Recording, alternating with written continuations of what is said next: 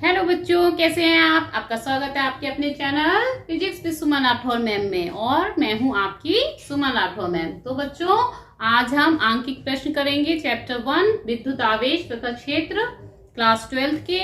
ये चैप्टर जो है बहुत ही ज्यादा इम्पोर्टेंट है आपके बोर्ड एग्जाम के हिसाब से भी, या फिर आप कंपटीशन दे रहे हैं, आप IIT JEE की तैयारी कर रहे हैं, आप नीट की तैयारी कर रहे हैं, तो ये क्वेश्चन जो है बहुत ही ज्यादा इम्पोर्टेंट है। इस चैप्टर से एक क्वेश्चन जो है आपका कंपलसरी है, आना ही आना है। और बच्चों, वैसे भी फिजिक्स में जो है थ्योरी से ज्यादा न्यूमेरिकल्स जो है पूछे जाते हैं, इसलिए इस वीडियो को आप बहुत अच्छे से देखिएगा। न्यूमेरिकल्स जो है मैंने हर तरह की कोशिश किया है, हर टाइप के क्वेश्चंस जो है वो इसमें सॉल्व करवाए हैं। तो आइए स्टार्ट करते हैं अपनी वीडियो।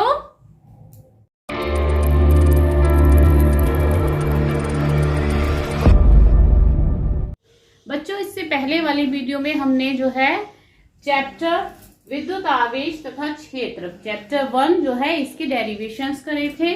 अब इसकी पार्ट 2 वीडियो में हम इसके न्यूमेरिकल्स सॉल्व करेंगे। न्यूमेरिकल्स तो चैप्टर में बहुत ही बनते हैं, पर कोशिश करूंगी मैं कि हर टाइप की जो है न्यूमेरिकल्स आपको इस वीडियो में सॉल्व करवा पाऊं। देखिए, फर्स्ट न्यूमेरिकल है एक वैद्युत द्विध्रुव 2 × 10⁵ न्यूटन प्रति कूलाम तीव्रता के विद्युत क्षेत्र से 30 डिग्री के कोण पर रखने से उस पर 4 न्यूटन मीटर का बलाघूर्ण लगता है। यदि द्विध्रुव की लंबाई कितनी है? 2 सेंटीमीटर, तो उस पर आवेश कितना होगा, ये हमको फाइंड आउट करना है। तो बच्चों, न्यूमेरिकल सॉल्व करते समय सबसे पहले आप पूरा ध्यान से देखिए, इसमें आपको कौन कौन सी क्वांटिटीज गिवन है उनको राइट डाउन कर लीजिए। फिर देखिए उसमें कौन सा फॉर्मूला जो है लग रहा है, ठीक है। तो इसमें देखिए क्वेश्चंस को आप 2-3 बार पढ़ेंगे तो आपको एकदम से क्लियर हो जाएगा कि इसमें क्या पूछा गया है, हमको क्या सॉल्व करना है। एक वैद्युत द्विध्रुव है जिसको कितनी तीव्रता के क्षेत्र में रखा गया है? विद्युत क्षेत्र में 2 × 10⁵ न्यूटन प्रति कूलाम तीव्रता के विद्युत क्षेत्र में रखा गया है। तो हम पहले सॉल्यूशन डालेंगे और इसमें गिवन क्या क्या है वो राइट डाउन करेंगे, ठीक है। सबसे पहले ये दिया है विद्युत क्षेत्र की तीव्रता। विद्युत क्षेत्र की तीव्रता को किससे लिखते हैं? E से लिखते हैं ना। E = कितना हो गया? 2 × 10⁵ न्यूटन प्रति कूलाम। विद्युत क्षेत्र की तीव्रता कितनी हो गई? 2 × 10⁵ न्यूटन प्रति कूलाम, ठीक है। अब आगे देखिए, विद्युत क्षेत्र से कितने डिग्री के कोण पे रखा है? 30 डिग्री के कोण पे, यानी कि इसमें सेकेंड वैल्यू कौन सी दी है? थीटा की। थीटा कितना दिया हुआ है? 30 डिग्री, ठीक। रखने पर उस पर 4 न्यूटन मीटर का बलाघूर्ण कार्य करता है। तो बलाघूर्ण को किससे लिखते हैं बच्चों? टाउ से। किससे लिखते हैं? टाउ से। टाउ की वैल्यू कितनी दी है? 4 न्यूटन मीटर। कितनी दी है? 4 न्यूटन मीटर। तो E लिख लिया, थीटा लिख लिया और टाउ। अब क्या है? यदि द्विध्रुव की लंबाई 2 सेंटीमीटर है। ये क्वेश्चन देखिए नीट के एग्जाम में भी पूछा गया है, ठीक है। तो आप अच्छे से जो है ध्यान से समझते जाइए कैसे सॉल्व होगा। द्विध्रुव की लंबाई को किससे लिखते हैं? 2L से। किससे लिखते हैं? 2L से। वो कितनी दी है आपकी? 2 सेंटीमीटर। अब ये देखिए सेंटीमीटर दिया है, तो इसको हम NKS यूनिट में चेंज कर लेंगे, मीटर में बदल लेंगे। तो 2 × 10⁻² मीटर हो जाएगा। 1 सेंटीमीटर में कितने सेंटीमीटर होते हैं? 100 सेंटीमीटर या 10⁻²।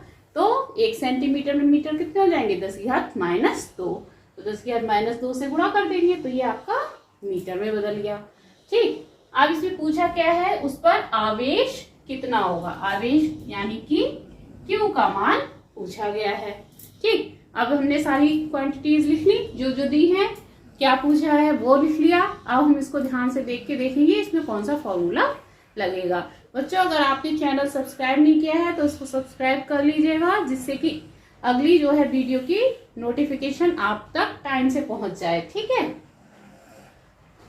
तो देखिए इसमें फॉर्मूला क्या लगेगा? E दिया है, टाउ दिया है, 2L दिया है और Q दिया है। तो एक फॉर्मूला होता है कौन सा, we know that tau is equal to T E sine theta. ठीक, टी क्या होता है, द्विध्रुव का गुण यानी कि Q इंटू 12 और into E into sine theta. अब देखिए इसमें आपको देखिए टाउ भी दिया है, Q पूछा है, 12 की वैल्यू दी है, E की वैल्यू दी है और थीटा की वैल्यू दी हुई है। तो ये सारी वैल्यूज रख देंगे तो Q की वैल्यू यहाँ से हम फाइंड आउट कर सकते हैं।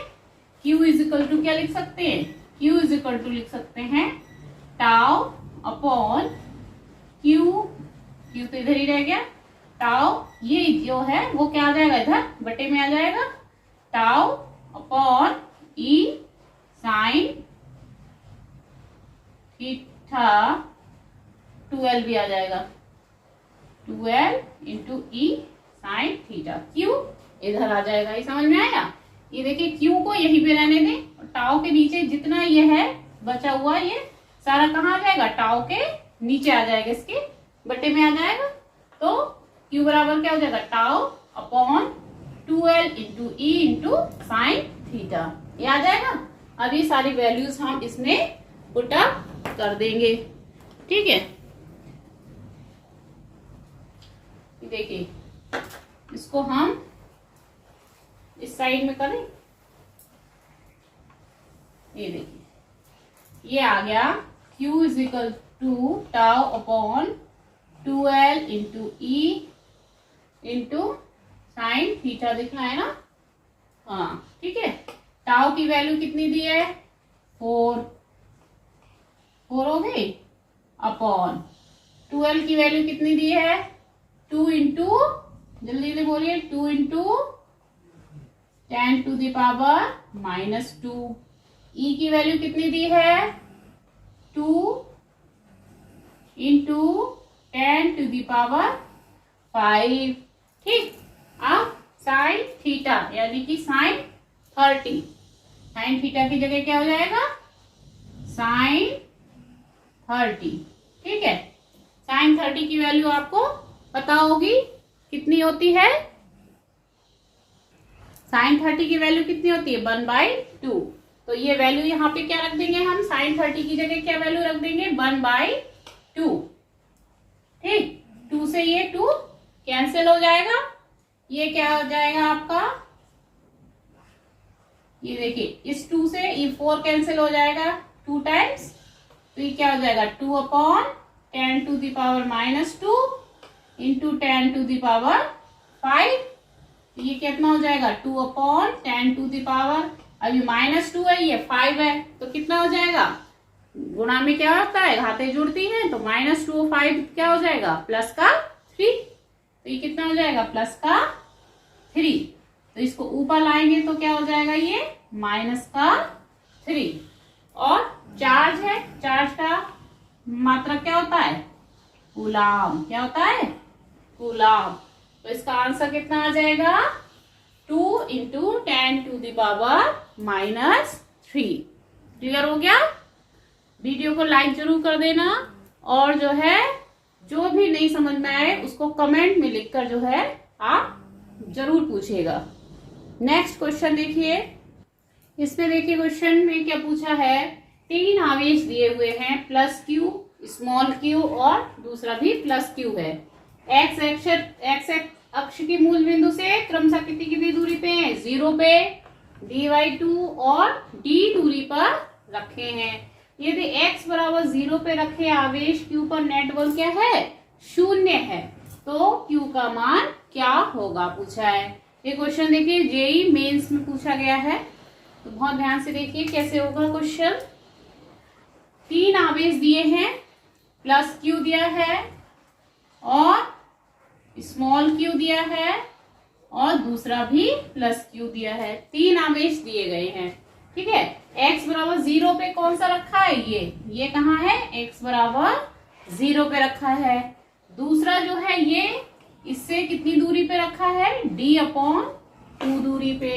देखिए d जो स्मॉल q है वो कहाँ रखा है, d/2 डिस्टेंस पे, और दूसरा प्लस क्यू ये वाला कहाँ रखा है, इसे डी दूरी पे, कितनी दूरी पे, डी दूरी पे रखा है।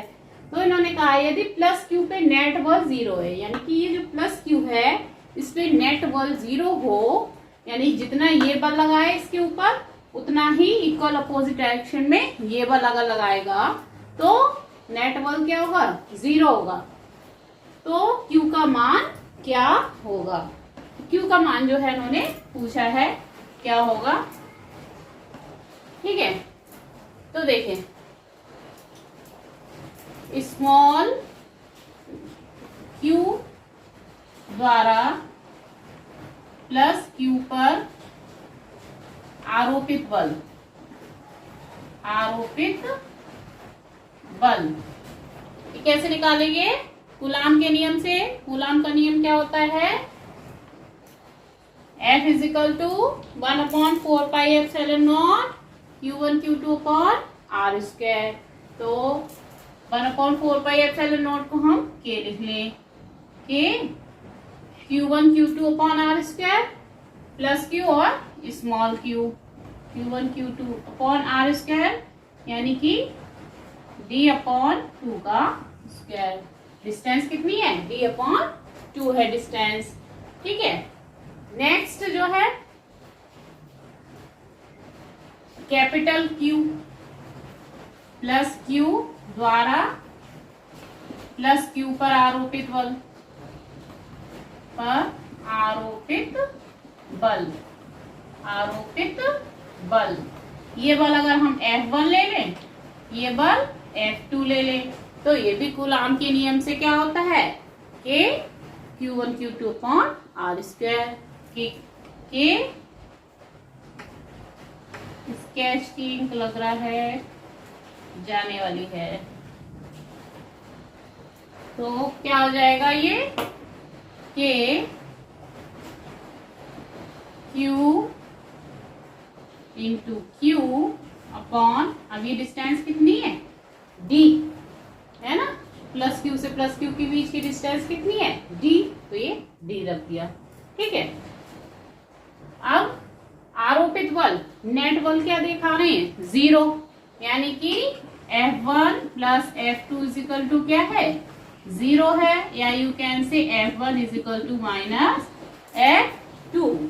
अब दोनों की वैल्यू रख दो, K Q into Q upon ये D है ना, B अपॉन 2 का whole square is equal to minus K Q into Q upon D का स्क्वायर। ठीक, हमें मान किसका निकालना है, स्मॉल Q का निकालना है। अब देखिए यहाँ पे एक Q से Q कट गया, K से K कैंसिल हो गया, अब ये क्या रह गया आपका Q अपॉन, इसको खोलेंगे तो क्या मिलेगा, D अपॉन 2 का whole square, D square upon 4, क्या मिलेगा, D स्क्वायर अपॉन 4 मिलेगा। इस 4 को ऊपर ले जाएंगे हम, क्योंकि D के नीचे है D स्क्वायर अपॉन 4, तो 4 कहाँ आ जाएगा, ऊपर आ जाएगा, यानी कि ये क्या हो जाएगा, 4 यहाँ आ जाएगा, 4Q, और इज इक्वल टू माइनस, यहाँ पे क्या रह गया, सिर्फ Q रह गया है, यहाँ क्या रह गया, D स्क्वायर रह गया है, D स्क्वायर से D स्क्वायर कैंसिल हो जाएगा, ये क्या हो जाएगा, 4Q is equal to minus का Q। हमें वैल्यू किसकी निकालनी है, स्मॉल Q की, तो स्मॉल Q बराबर क्या हो जाएगा, माइनस Q अपॉन 4, क्या हो जाएगा, माइनस Q अपॉन 4। ठीक, स्मॉल Q की वैल्यू कितनी हो जाएगी, माइनस Q अपॉन 4। तो ये वैल्यू निकाली थी Q का मान, तो इस तरह से ये निकल आएगा। ठीक है, नेट बल 0 है, तो Q पे स्मॉल Q कितना लगा रहा है बल, वो हम निकाल ले, Q पर दूसरा प्लस Q कितना बल लगा रहा वो हम निकाल ले, दोनों को ऐड करके 0 कर देंगे, तो हम इसको जैसे ही सॉल्व करेंगे तो स्मॉल Q की वैल्यू हमें मिल जाएगी। ठीक है, तो ये इसका आंसर है। ठीक है, नेक्स्ट क्वेश्चन, देखिए बच्चों, अगर आपको इसके नोट्स चाहिए हैं तो मेरे टेलीग्राम चैनल को से ज्वाइन हो जाइएगा, उसमें आपको सारे नोट्स रिटिन में जो है मिल जाएंगे। ठीक है, और यहाँ आप अच्छे से इसको समझते चलिए। ठीक है, अब ये क्वेश्चन देखिए, नेक्स्ट है वैद्युत स्थैतिक क्षेत्र ई वेक्टर दिया हुआ है कितना, 2i unit vector plus 4j unit vector plus 7k unit vector में रखने पे पृष्ठ S वेक्टर बराबर tan j वेक्टर से होकर कितना फ्लक्स बाहर आएगा। ये बोर्ड एग्जाम में कई बार क्वेश्चन पूछा गया है, बहुत ही इंपॉर्टेंट क्वेश्चन है। जो मैथ्स के स्टूडेंट्स हैं उनको तो इजी लगेगा, ज्यादा टफ नहीं लगेगा, लेकिन जो बायो वाले स्टूडेंट्स हैं वो जो है इस क्वेश्चन को बहुत ध्यान से समझिएगा। ठीक है, देखिए विद्युत स्थैतिक क्षेत्र कितना दिया हुआ है, E vector is equal to, given लिखने पहले क्या क्या है, सॉल्यूशन करने से पहले क्वेश्चन को बार बार पढ़िए, उसमें क्या क्या गिवन है उसको राइट डाउन करिए। 2i unit vector, 4j unit vector plus 7k unit vector. ठीक है, और s वेक्टर दिया हुआ है tan j यूनिट वेक्टर। अब देखिए इसमें खाली j दिया है, i और k की टर्म्स नहीं दी है, लेकिन you can write it as, इसको आप ऐसे भी लिख सकते हो 0 into I unit vector plus tan j unit vector plus 0 into k unit vector. 0 की i से मल्टीप्लाई करेंगे 0 हो जाएगा, 0 की k से मल्टीप्लाई करेंगे 0 हो जाएगा। ठीक है, लेकिन इस तरह से आप इसको लिखेंगे तो क्वेश्चन अच्छे से सॉल्व हो जाएगा। अब पूछा क्या है, वैद्युत फ्लक्स फाई पूछा है। ठीक है, वैद्युत फ्लक्स फाई की का फॉर्मूला क्या होता है, E vector cross S, E vector dot S vector, dot product होता है। ठीक है, E vector dot S vector. अब ई वेक्टर और डॉट एस वेक्टर दोनों की वैल्यू पुटअप कर दीजिए, 2i unit vector plus 4j unit vector 7k unit vector dot, अब s की वैल्यू ये वाली रखते हैं, 0 into I unit vector, 10 into j unit vector, 0 into k unit vector. और एक चीज आप ध्यान रखिएगा, आई वेक्टर डॉट आई वेक्टर इसकी वैल्यू होती है 1, जे वेक्टर डॉट जे वेक्टर इसकी वैल्यू होती है 1, के वेक्टर डॉट के वेक्टर इसकी वैल्यू होती है 1। अगर सेम यूनिट से मल्टीप्लाई है, I dot I, J dot J, के डॉट के, इनकी वैल्यू क्या होगी 1। लेकिन अगर एक i है दूसरा j है, एक j है दूसरा k है, या एक k है दूसरा i है, अलग अलग है, तो उनका जो प्रोडक्ट है वो 0 होता है। i vector dot j vector 0, j vector dot k vector 0, k vector dot i vector 0, ये सारी क्वांटिटी इस तरह से 0 होंगी। ठीक है, तो हमें सिर्फ i की i से मल्टीप्लाई करनी है, j की j से और k की k से, बाकी सारा क्या होगा 0 होगा। ठीक है, अब i की i से करें, 2 into 0 into I vector dot I vector, ये 2i की 0i से मल्टीप्लाई कर दी। ठीक है, plus 4 into 10 into j unit vector dot j unit vector plus 7 into 0 into k unit vector dot k unit vector. बाकी terms का क्या हो गए, बाकी सारे 0 हो गए। ठीक, तो ये भी देखिए 0 से मल्टीप्लाई इसमें है तो ये भी 0 हो जाएगा। ये 4 इंटू 10 40, और j डॉट j की वैल्यू क्या है 1, प्लस इसमें भी 0 से मल्टीप्लाई है, ये भी कितना हो गया 0, यानी कि ये क्या रह गया 40 इंटू 1 इज इक्वल टू 40, क्या हो गया यूनिट, क्या हो गया 40 यूनिट। वैद्युत फ्लक्स कितना हो जाएगा 40 यूनिट्स। ठीक है, ये ऐसी सारी जे की अगर आप के की अगर जे से करेंगे वो भी 0 होता है,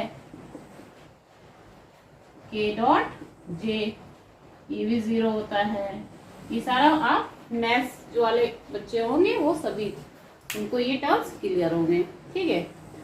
तो ये ध्यान रखिएगा, इस तरह से अगर डॉट प्रोडक्ट में मल्टीप्लाई कर रहे हैं तो आई की आई से कर दीजिएगा मल्टीप्लाई, जे की जे से, के की के से, ज्यादा नहीं परेशान होने की जरूरत है। फिर ये टर्म्स देख लीजिए, इनको सॉल्व कर लीजिए, बाकी सारे टर्म 0 होंगे, ओके। तो इस तरह से वैद्युत फ्लक्स ये निकल आएगा डॉट प्रोडक्ट से, ठीक। नेक्स्ट क्वेश्चन देखिए, नेक्स्ट क्वेश्चन देखिए, दो बिंदु आवेश हैं, 5 × 10⁻⁻19 कूलाम, दूसरा 10 × 10⁻⁻19 कूलाम, एक दूसरे से कितनी दूरी पे रखे हैं, 1 मीटर की दूरी पे रखे हुए हैं। अब क्वेश्चन में क्या कहा है कि दोनों आवेशों को जोड़ने वाली रेखा पे स्थित किस बिंदु पे विद्युत क्षेत्र की तीव्रता 0 होगी। यानी कि हम पहले दोनों बिंदु आवेश बना लें, एक ये और दूसरा ये।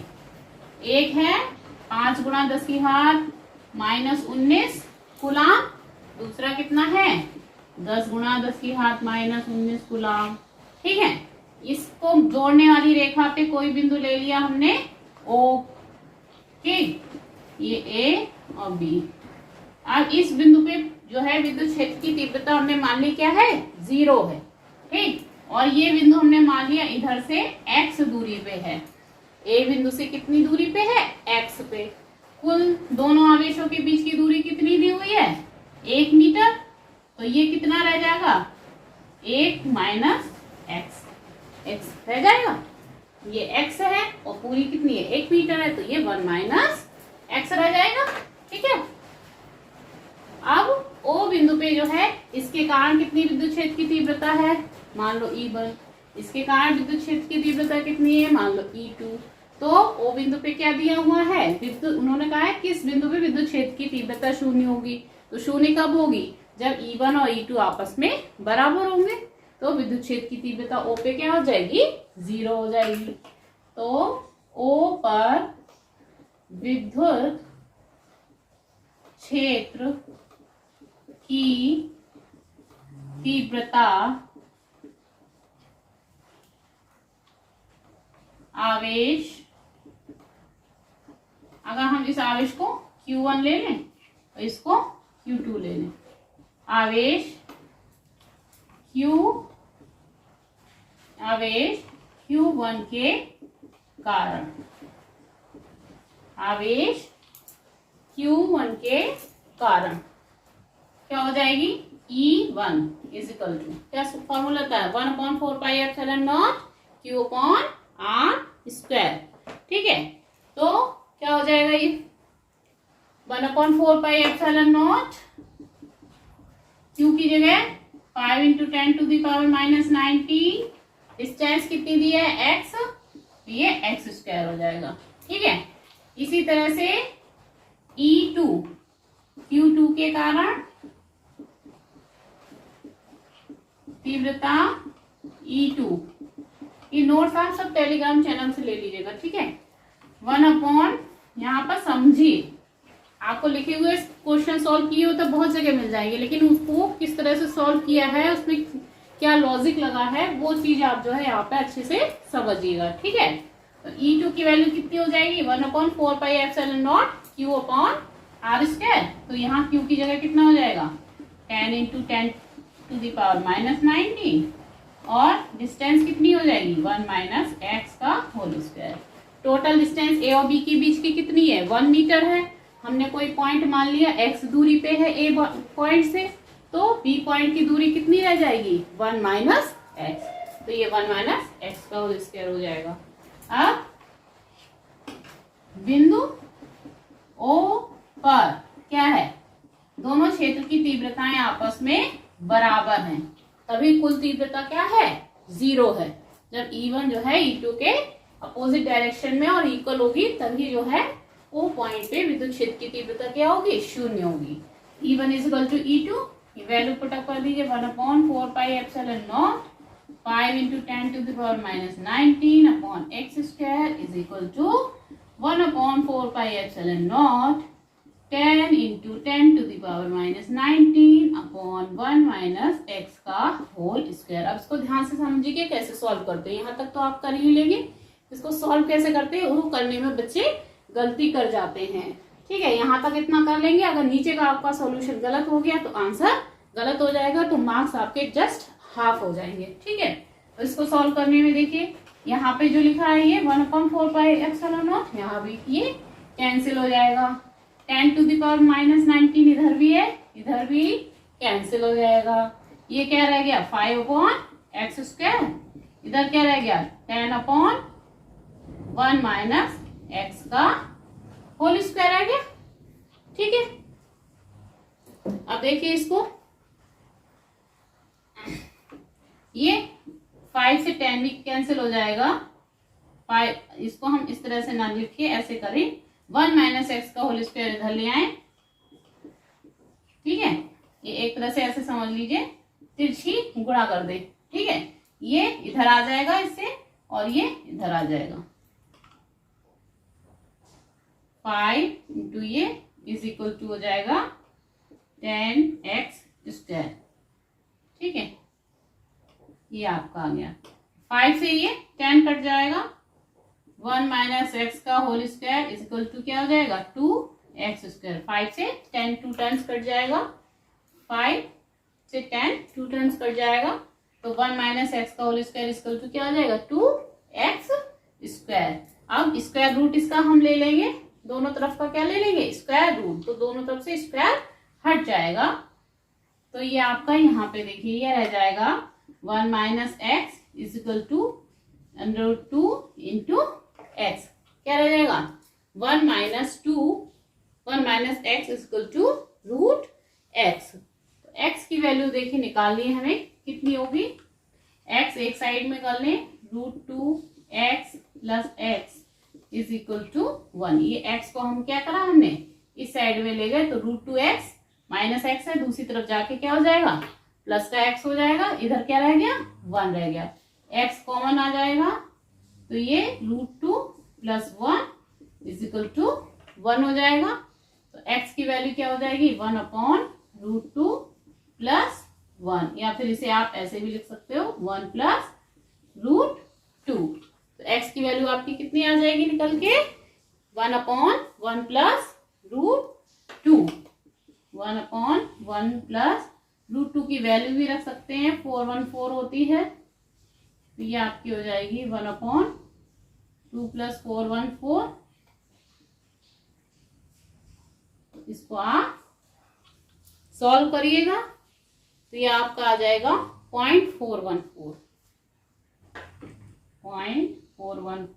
ये पॉइंट हटाएंगे 3 0 बढ़ जाएंगे। अब इससे इसको डिवाइड करेंगे, 2414 को से जो है 1000 को डिवाइड करिएगा तो कितना आ जाएगा 414 आंसर आ जाएगा। तो x की वैल्यू कितनी आ जाएगी 0.414 मीटर। मीटर में है दूरी, इतने मीटर आ जाएगा। ठीक है, ओके। नेक्स्ट क्वेश्चन देखिए क्या है बच्चों, 10 माइक्रोकूलम और -10 माइक्रोकूलम के दोनों बिंदु आवेशों के बीच की दूरी 1 मीटर है। इनके मध्य बिंदु पे विद्युत क्षेत्र की तीव्रता ज्ञात करनी है। दो आवेश दिए हुए हैं, कितने कितने कूलम के 10 माइक्रोकूलम और -10 माइक्रोकूलम। एक प्लस का है तो दूसरा माइनस का है। दो दिए हुए हैं आवेश, इनके बीच की दूरी कितनी दी हुई है 1 मीटर। कितनी दूरी दी है 1 मीटर। इनके मध्य बिंदु पे क्या करना है विद्युत क्षेत्र की तीव्रता ज्ञात करनी है। तो पहले हम इसका एक चित्र बनाते हैं। एक चित्र इसका इमेजिन कीजिए, दो बिंदु आवेश हैं एक दूसरे से 1 मीटर दूरी पे। कितनी दूरी पे 1 मीटर दूरी पे। एक प्लस का 10 μc, दूसरा माइनस का 10 μc माइक्रोकूलम। अब इनके मध्य बिंदु पे यानी कि इस जगह पे मध्य बिंदु पे हमें क्या ज्ञात करना है विद्युत क्षेत्र की तीव्रता ज्ञात करनी है। ठीक है, तो इधर की डिस्टेंस कितनी रह जाएगी 0.5 मीटर और इधर की डिस्टेंस भी 0.5 मीटर, आधी आधी हो जाएगी। ठीक है, अब मध्य बिंदु पे विद्युत क्षेत्र की तीव्रता ज्ञात करने के लिए क्या करेंगे, देखिए यहाँ पर ये क्या है, प्लस का माइक्रोकूलम है, प्लस के चार्ज के कारण विद्युत क्षेत्र की तीव्रता क्या रहती है, आउटवर्ड, यानी कि डायरेक्शन क्या होगी विद्युत क्षेत्र की तीव्रता की, ये होगी। अब ये हमने मान ली E1, विद्युत क्षेत्र की तीव्रता कितनी है, E1। ऐसे ही ये देखिए ये माइनस का है माइक्रोकूलम चार्ज, तो इसके कारण विद्युत क्षेत्र की तीव्रता क्या होती है, इनवर्ड, प्लस से आउटवर्ड और माइनस से इनवर्ड। तो ये हो गई E2 इस डायरेक्शन में। तो O पॉइंट, अगर हम ये मिड पॉइंट O ले लें तो यहाँ विद्युत क्षेत्र की तीव्रता क्या होगी, दोनों सेम डायरेक्शन में है, यानी कि दोनों जुड़ जाएंगी। ठीक है, तो पहले E1 की वैल्यू निकाल लें, फिर E2 की निकाल लें, फिर दोनों को हम ऐड कर दें। ठीक है, तो ये क्वेश्चन जो है आपको क्लियर हुआ। 10 माइक्रोकूलम और -10 माइक्रोकूलम के दो बिंदु आवेशों के बीच की दूरी 1 मीटर है, इनके मध्य बिंदु पे विद्युत क्षेत्र की तीव्रता ज्ञात करनी है। तो +10 माइक्रोकूलम के कारण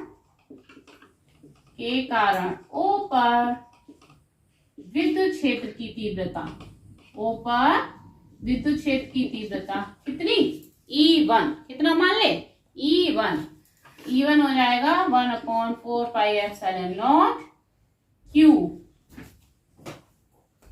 Q का मान कितना है, 10 mu C, Q upon R square, 0.5 का स्क्वायर। अब देखिए इसकी वैल्यू कितनी होती है, 1/4 पाई एप्सिलॉन नॉट की 9 × 10⁻9, और 10 माइक्रोकूलम है, माइक्रो का मतलब क्या होता है, 10⁻6, यानी 10 माइक्रोकूलम का मतलब क्या हो गया, 10 × 10⁻6। तो माइक्रो हटा के इसकी जगह हम क्या कर दें, 10⁻6, तो ये कूलम हो गया। और ये हो गया आपका 0.25, 0.5 का स्क्वायर क्या होगा, 0.5 × 0.5 = 0.25, प्लस 10 म्यूसी के कारण तीव्रता ये आ गई। अब -10 म्यूसी के कारण, -10 माइक्रोकूलम के कारण O पर विद्युत क्षेत्र की तीव्रता, O पर विद्युत क्षेत्र की तीव्रता उतनी ही होगी, सेम होगी, क्योंकि चार्ज सेम है, यानी कि जो E होगी वही जो है E2 की वैल्यू भी क्या होगी, E1 के इक्वल होगी, उतनी ही होगी, यानी कि कितनी होगी, 9 × 10⁻9 × 10 × 10⁻6 और बटे 0.25, सेम वैल्यू होगी क्योंकि चार्ज सेम है। ठीक है, अब टोटल निकालना है हमें, O पर कितनी है मध्य बिंदु पे तीव्रता, इसलिए O पर कुल तीव्रता कितनी हो जाएगी, दोनों को जोड़ देंगे, यानी कि अगर हम इसको E के बराबर मान लें तो क्या हो जाएगा, E + E = 2E हो जाएगी। 2E की वैल्यू कितनी है, 9 × 10⁻9, ये काय की वैल्यू है, 1/4 पाई एप्सिलॉन नॉट की, इंटू 10 × 10⁻6 माइक्रोकूलम को कूलम में बदला है, बटे दूरी कितनी है, 0.25। अब इसको सॉल्व कर लो तो कितना हो जाएगा, देखिए 9 दूनी 18, 18, ये 180 × 10⁻9 -6 अपॉन 0.25, पॉइंट हटाओ, यहाँ 2 0 और बढ़ जाएंगे, ये हो जाएगा 18,000/25 × 10⁻³ हो जाएगा, 9 में से 6 गया, 3 रह गया। ठीक है, अब इसको काटिए तो 25 से इसको काटेंगे तो कितना मिल जाएगा, ये देखिए नीचे आपको दिख रहा है, ये इसको हम ऊपर लिख लेते हैं, इसको हम यहाँ लिख लेते हैं। ठीक है, ये है आपका 18,000/25 × 10⁻³ ठीक है, अब इसको आप जो है 25 को डिवाइड करिए, 25 से डिवाइड करिएगा 18,000 को, ये मिलेगा 720 × 10⁻3, इसको आप लिख सकते हो 72 × 10⁻4 न्यूटन प्रति कूलाम। ये आंसर आ गया। इतनी विद्युत क्षेत्र की तीव्रता जो है निकल के आएगी। ओ बिंदु पे, मध्य बिंदु पे विद्युत क्षेत्र की तीव्रता कितनी आएगी? 72 × 10⁴ न्यूटन प्रति कूलाम। ठीक है, तो इस तरह से आप जो है क्वेश्चन को 2-4 बार पढ़िए और उसको जो दिया हुआ है उसको आप ध्यान से जो है राइट डाउन करिए। फिर उसमें देखिए कौन सा फॉर्मूला लग रहा है, फिर उसको जो है सॉल्व करिएगा। ठीक है, और जो है वीडियो को लाइक जरूर करिएगा। ठीक है बच्चों, नेक्स्ट क्वेश्चन है हमारा 3.2 कूलाम आवेश कितने इलेक्ट्रॉनों द्वारा निर्मित होगा। यानी कि आवेश का मान इसमें दिया है 3.2 कूलाम। ठीक है, अब इन्होंने पूछा है इतने कूलाम आवेश में कितने इलेक्ट्रॉन्स जो हैं वो निर्मित हो जाएंगे या बन पाएंगे। तो सबसे पहले हम क्या करेंगे, क्वेश्चन में क्या क्या गिवन है और क्या क्या पूछा गया है उसको हम नोट डाउन करेंगे। तो 3.2 कूलाम आवेश दिया हुआ है, तो आवेश पहले लिख लें हम गिवन क्या क्या है। आवेश Q बराबर 3.2 कूलाम। ओके, अब इलेक्ट्रॉन्स पूछे हैं, इलेक्ट्रॉनों की संख्या यानी कि n पूछा है इन्होंने। ठीक है, और एक इलेक्ट्रॉन पे कितना आवेश होता है ये आप अच्छे से जानते हैं ना, 1.6 × 10⁻⁻19 माइनस का। ठीक है, तो फॉर्मूला हम क्या लगा देंगे इसमें, हम जानते हैं कि Q बराबर क्या होता है Ne। E क्या है? इलेक्ट्रॉन का आवेश। तो Q = Ne होगा, तो N बराबर क्या हो जाएगा? Q/E। क्या हो जाएगा? N बराबर Q/E, कुल आवेश बटे एक इलेक्ट्रॉन का आवेश। तो Q आवेश कितना है? 3.2 कूलाम। एक इलेक्ट्रॉन का आवेश कितना होता है? 1.6 × 10⁻⁻19। तो ये देखिए माइनस से माइनस हट जाएगा, 16 2 जा 32 और ये क्या हो जाएगा 2 × 10⁻, अब ये देखिए नीचे है बटे में -19 है, ये ऊपर जाके क्या हो जाएगा प्लस का 19, यानी कि 2 × 10⁻19 इलेक्ट्रॉन्स जो हैं इसमें निर्मित होंगे। क्वेश्चन सिंपल है लेकिन बहुत ही इंपॉर्टेंट क्वेश्चन है, कई बार पूछा गया है, 1 नंबर में ये अक्सर पूछ लेते हैं बोर्ड एग्जाम में। तो जो है आई थिंक आपको समझ में आ गया होगा। Q = एनी फॉर्मूला आपको याद रखना है, N = Q/E हो जाएगा। तो इस तरह से आप निकाल लेंगे। नेक्स्ट क्वेश्चन देखते हैं बच्चों। नेक्स्ट क्वेश्चन देखिए, यदि 17.7 पिको कूलाम आवेश 10 सेंटीमीटर भुजा वाले घन के केंद्र पर रखा है। कोई घन है, उसका जो सेंटर है वहां पर कितना आवेश रखा हुआ है? 17.7। ठीक है, तो घन की प्रत्येक सतह से जो वैद्युत फ्लक्स बाहर आ रहा है उसका मान हमको ज्ञात करना है। बहुत ही इंपॉर्टेंट क्वेश्चन है, ध्यान से समझिएगा। ठीक है, कोई घन है, घन के सेंटर पे एक आवेश रख दिया है, तो आवेश जहां है तो उससे क्या होगा? वैद्युत बल रेखाएं निकलेगी। तो पूरे घन के फ्लक्स से जो जितनी निकल रही है, इसमें क्या पूछा है? सिर्फ घन के प्रत्येक सतह से, मतलब घन में कितनी सतह होती हैं? 6 पृष्ठ होते हैं, तो प्रत्येक सतह से यानी एक पृष्ठ से पूछा है इन्होंने कितना वैद्युत फ्लक्स निकल रहा है, उसका मान फाइंड आउट करना है। तो पहले हम क्या लिख लेंगे, क्वेश्चन में क्या क्या दिया हुआ है। एक देखिए ε0 की वैल्यू दी हुई है 8.85 × 10⁻12 कूलाम स्क्वायर प्रति न्यूटन मीटर स्क्वायर। दूसरा इसमें देखिए आवेश दिया हुआ है, Q का मान 17.7 पीसी, पीसी का मतलब पिको, कूलाम, पिको का मतलब क्या होता है? 10⁻7 17.7 × 10⁻12 कूलाम। ठीक है, ये आपका जो है क्या दिया हुआ है? Q का मान दिया हुआ है। कूलाम में हमने इसको चेंज कर लिया। जितनी भी यूनिट्स होती हैं उनको आप SI यूनिट्स में पहले चेंज कर लेंगे, उसके बाद ही न्यूमेरिकल को सॉल्व करेंगे।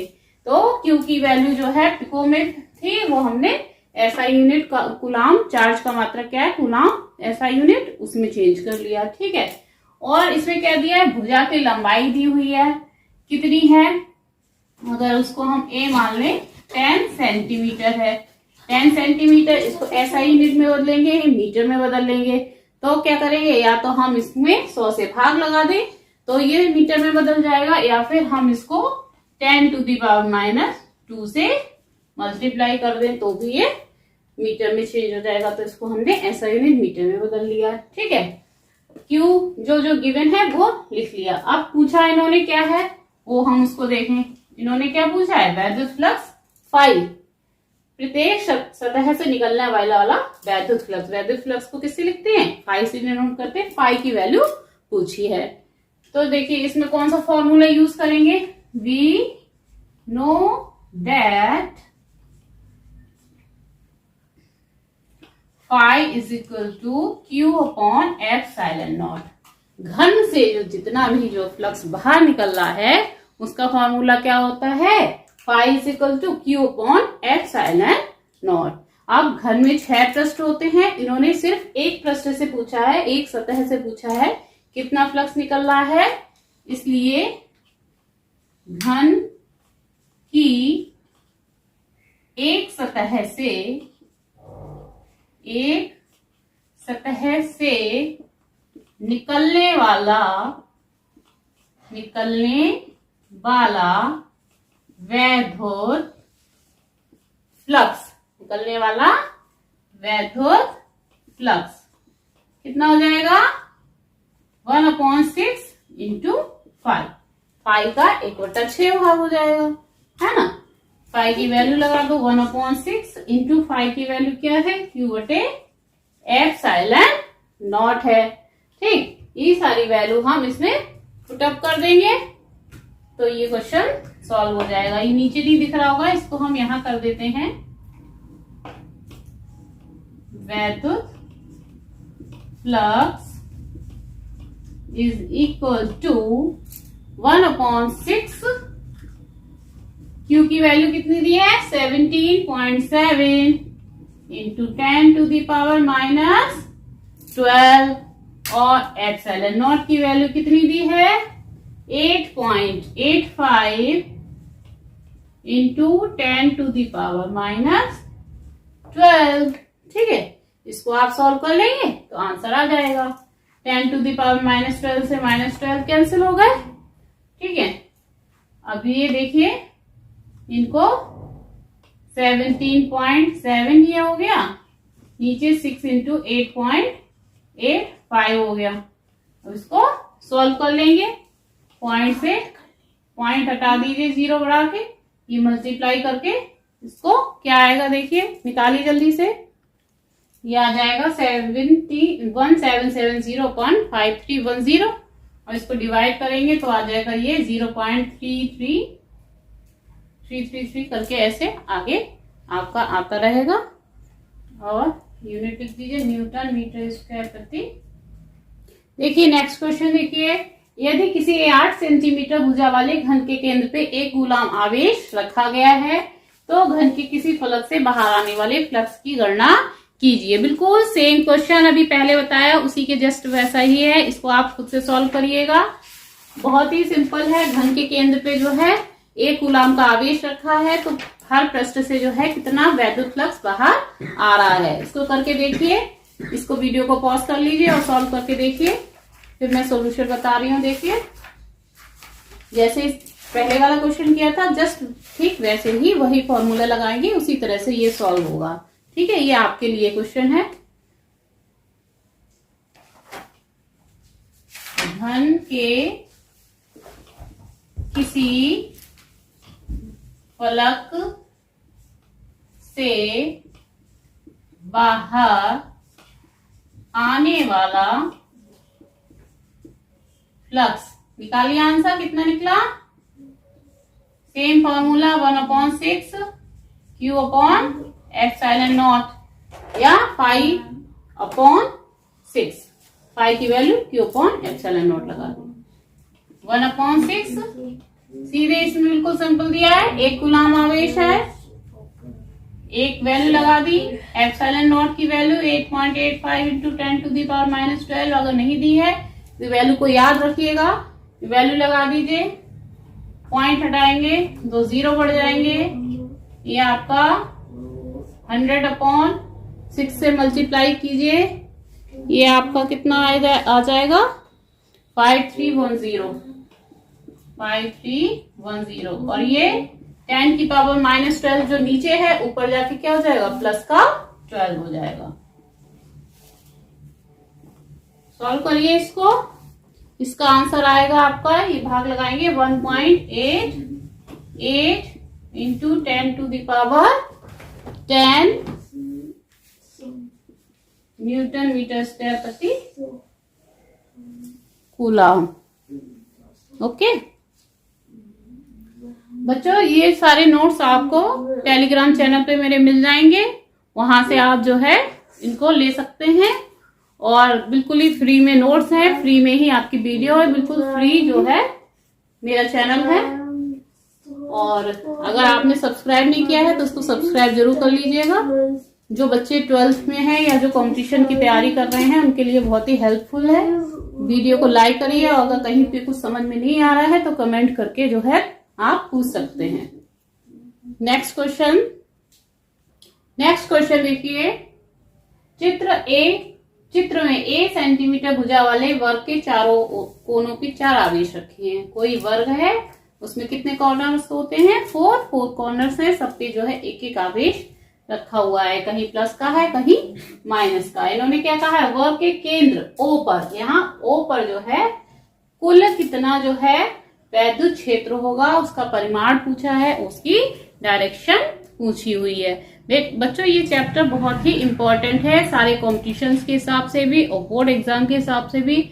बोर्ड एग्जाम में जरूर इसमें से एक ना एक न्यूमेरिकल जरूर पूछा जाता है और कंपटीशन में भी इस चैप्टर से एक न्यूमेरिकल, चाहे आपका IIT JEE हो चाहे आपका नीट हो, एक क्वेश्चन जरूर आता है। ठीक है, इसलिए इस चैप्टर को बहुत ही अच्छे से आप स्टडी कीजिए। और वैसे भी फिजिक्स में जो है थ्योरी से ज्यादा न्यूमेरिकल्स पूछे जाते हैं, इसलिए जो न्यूमेरिकल्स हैं उनको आप अच्छे से समझते जाइएगा। मैंने इस जो आपका ये वीडियो है इसमें ज्यादा से ज्यादा हर टाइप्स के न्यूमेरिकल्स कवर करने की कोशिश की है और इससे पहले जो थ्योरी वाला था उसमें भी कुछ न्यूमेरिकल्स मैंने करवाए हैं।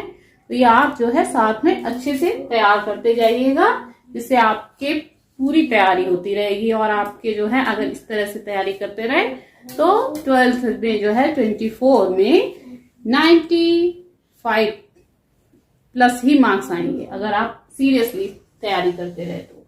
देखिए इसमें जो है O पॉइंट पे विद्युत क्षेत्र की तीव्रता पूछी है, तो O पॉइंट पे विद्युत क्षेत्र की तीव्रता कुछ इस चार्ज की वजह से होगी, कुछ इस चार्ज की वजह से, 4 कोनों पे 4 चार्ज हैं, चारों की वजह से कुछ ना कुछ विद्युत क्षेत्र की तीव्रता होगी, वो निकालेंगे, फिर उनका हम रिजल्टेंट निकाल लेंगे, परिणामी निकाल लेंगे, तो हमारा आंसर आ जाएगा। ठीक है, तो ये देखिए इसकी भुजा कितनी दी हुई है, वर्ग की A सेंटीमीटर भुजा दी हुई है। ये देखिए A सेंटीमीटर भुजा दी हुई है, वर्ग की भुजा कितनी है A सेंटीमीटर। अब देखिए यहाँ A से स्टार्ट करते, A पे कैसा आवेश है माइनस का 2Q, कैसा आवेश है माइनस का आवेश है, तो विद्युत क्षेत्र की तीव्रता क्या होगी, अगर प्लस होता है तो आउटवर्ड और माइनस होता है तो इनवर्ड होती है, यानी कि विद्युत क्षेत्र की तीव्रता की डायरेक्शन क्या होगी इस साइड में। अगर विद्युत क्षेत्र की तीव्रता EA है तो उसकी डायरेक्शन क्या होगी OA डायरेक्शन में, इनवर्ड। ठीक है, अब देखिए B पॉइंट पे आइए, B पॉइंट पे कैसा आवेश है आपका प्लस का, कैसा आवेश है धन आवेश है, तो विद्युत क्षेत्र की तीव्रता क्या हो जाएगी आउटवर्ड, यानी कि बाहर की तरफ, यानी कि इसकी डायरेक्शन यहाँ पर क्या होगी ये वाली EB डायरेक्शन क्या होगी ये वाली, या फिर इसको हम इधर ना बना के ये डायरेक्शन यहाँ बनाते हैं। कितनी है ये वाली डायरेक्शन, कौन सी है विद्युत क्षेत्र की तीव्रता EB मान लिया इसको, सारी वेक्टर क्वांटिटी है ये, तो इसकी डायरेक्शन कैसी हो जाएगी आउटवर्ड EB आउटवर्ड। ठीक है, अब सी पे आइए, सी पे कैसा चार्ज है, माइनस का चार्ज है, तो फिर से इसकी डायरेक्शन कैसी हो जाएगी, माइनस चार्ज है तो इनवर्ट हो जाएगी, यानी कि इसकी डायरेक्शन कैसी हो जाएगी, ये आपकी ये वाली ई सी डायरेक्शन क्या हो जाएगी, इस तरह से। ठीक है, अब चौथा आप आवेश आ जाइए डी पर। डी पर कैसा आवेश है, धनावेश है। धनावेश की डायरेक्शन फिर से आउटवर्ड, यानी कि ये हो जाएगी बाहर की तरफ ई डी। ठीक है, तो इस तरह से चार तीव्रताएं हो गई यहाँ पे विद्युत क्षेत्र की। चारों का रिजल्टेंट निकाल लेंगे ओ पर, तो हमारा आंसर आ जाएगा। तो उसको निकालने के लिए क्या करें, ये आपकी डिस्टेंस ए दी हुई है और विद्युत क्षेत्र की तीव्रता का फॉर्मूला क्या होता है, E = 1/4πε0 Q/r²। ठीक, तो देखिए चार्ज और जहां पे तीव्रता निकालनी है दोनों के बीच की डिस्टेंस, यानी कि ये सेंटर है, सेंटर से ए पॉइंट की डिस्टेंस, बी पॉइंट, डी और सी, ये डिस्टेंसेस हमें पता होनी चाहिए। तो ये सपोज करिए अगर हम ये वाला ट्रायंगल ये ले लें, ये डिस्टेंस हम मान लें ये है आर, ओ से लेके सी तक की डिस्टेंस हमने कितनी ले ली, आर। तो ये पूरी डिस्टेंस कितनी हो जाएगी, 2r। कितनी हो जाएगी, 2r हो जाएगी। आर इधर, क्योंकि ये जो स्क्वायर है, स्क्वायर में ये सारे ये डिस्टेंसेस क्या होंगे, आपस में बराबर होती हैं। ठीक है, तो ये आर है, ये भी आर, 2r जो है, इसका जो डायगोनल है, इसका जो विकर्ण है, वो हमने डिस्टेंस उसकी कितनी ले ली, 2r। ये वाली आर, ये आर, तो ये डायगोनल कितना हो गया, 2r। अब ये देखिए ये आपकी ए है, अब वर्ग में सारी भुजाएं भी आपस में बराबर होती, तो ये वाली भी ए होगी, है ना। तो अगर ये वाला ट्रायंगल आप ले लो, ये वाला ट्रायंगल सी ए डी, तो देखिए ये वाली साइड आपकी ए है, ये वाली साइड आपकी ए है, ठीक है, और ये वाली साइड कितनी है, 2r। कितनी है, 2r। ट्रायंगल कैसा है, राइट एंगल है, वर्ग के चारों कोण जो है कैसे होते हैं, 90 डिग्री के होते हैं। ठीक है, राइट एंगल ट्रायंगल है। तो यहां से देखिए आप पाइथागोरस थ्योरम लगा दीजिए, कर्ण का वर्ग बराबर लंब का वर्ग प्लस आधार का वर्ग। लंब भी ए है, आधार भी ए है, ये लंब है, ये आधार है, ये दोनों ए है, ये कर्ण है, कर्ण का वर्ग ये। तो ये हो जाएगा आपका कितना, 4r² = 2a², यानी कि r बराबर हो जाएगा 2a²/4। कितना हो जाएगा, 2a²/4। 4 इधर आके क्या हो जाएगा, बटे में हो जाएगा। इधर मल्टीप्लाई में है तो इक्वल के दूसरी तरफ जाएगा तो डिवाइड में आ जाएगा। इससे 2 से ये 4 कट जाएगा, ये क्या बचा, r² बराबर a²/2, या फिर r बराबर क्या मिल गया, a/2। r की वैल्यू कितनी है, a/√2, सॉरी स्क्वायर रूट लेंगे ना, a का तो a हो जाएगा a² का, और 2 का स्क्वायर a√2 हो जाएगा। तो r की वैल्यू a के टर्म्स में आ गई a/√2, यानी कि ये वाली डिस्टेंस ये आपकी कितनी आ गई, a/√2, ये भी a/√2, ये भी a/√2 और ये भी a/√2 होगी। चारों डिस्टेंसेस सेम होंगी। अब जो है हम विद्युत क्षेत्र की तीव्रता निकाल सकते हैं आराम से फॉर्मूला लगा के। अब देखिए हम निकालते हैं विद्युत क्षेत्र की तीव्रता ए पॉइंट पे। विद्युत क्षेत्र की तीव्रता ए पॉइंट पे कितनी है, ई ए, फॉर्मूला 1/4। फॉर्मूले जो है सारे आप चैप्टर के लर्न रखिएगा। मेन इसमें एक कूलम्ब्स लॉ है, F = 1/4πε0 Q1 Q2/r²।